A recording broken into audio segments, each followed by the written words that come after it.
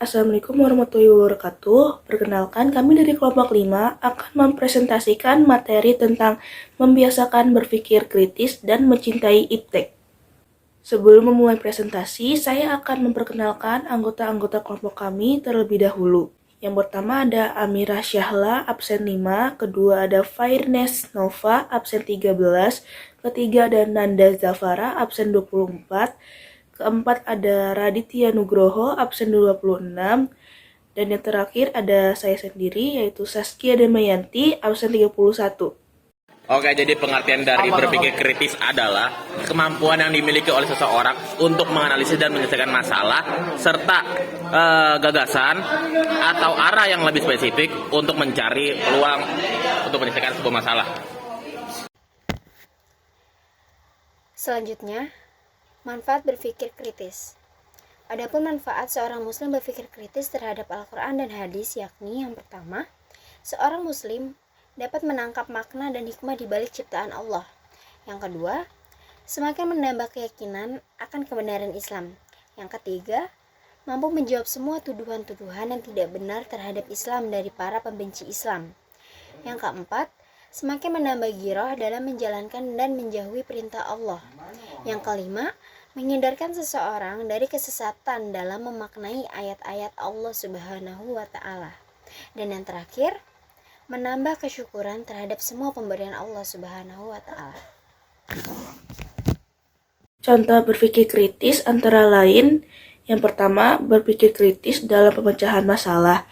Yang kedua, berpikir kritis dalam menganalisis risiko. Ketiga, berpikir kritis dalam analisis data. Yang keempat, berpikir kritis dalam memperkerjakan karyawan. Yang kelima, mendukung kerjasama tim. Dan yang keenam, berpikir analitis. Yang ketujuh, berkomunikasi yang baik. Yang kedelapan, berpikir kreatif. Selanjutnya ada tips berpikir kritis. Yang pertama, berlatih mendengarkan secara aktif. Mendengar secara aktif adalah dasar dari pemikiran kritis yang efektif. Lalu yang kedua, banyak bertanya. Yang ketiga, coba pahami sudut pandang orang lain. Yang keempat, mempertimbangkan pandangan ke depan. Yang kelima, pahami proses mentalmu. Yang keenam, memiliki seorang mentor. Nah, di sini ada pengertian iptek. Pengertian iptek itu apa sih? Iptek adalah keilmuan yang tinggi yang dimiliki oleh seseorang dan mampu menjadi alat untuk menyelesaikan suatu masalah. Nah, menjadi suatu hal yang tidak bisa ditinggalkan oleh seseorang karena sangat pentingnya. Hal tersebut sering disebut di dalam Al-Quran. Artinya, Islam sangat menganjurkan perkembangan iptek. Nah, selanjutnya ada manfaat mencintai iptek.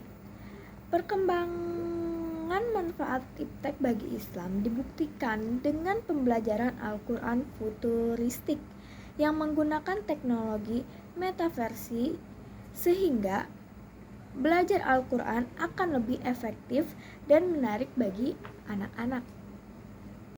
Contoh mencintai iptek. Peran Islam dalam perkembangan iptek setidaknya ada dua, yaitu pertama, menjadikan akidah Islam sebagai paradigma ilmu pengetahuan. Yang kedua, menjadikan syairah Islam yang lahir dari akidah Islam sebagai standar bagi pemanfaatan iptek dalam kehidupan sehari-hari. Tips mencintai iptek yaitu senang membaca buku-buku pengetahuan, memiliki rasa ingin tahu yang tinggi, semangat dalam belajar, dan tidak mudah menyerah, selalu produktif dan inovatif. Segitu dulu presentasi dari kelompok kami. Kurang lebihnya mohon dimaafkan. Wabillahi taufiq wal hidayah. Wassalamualaikum warahmatullahi wabarakatuh.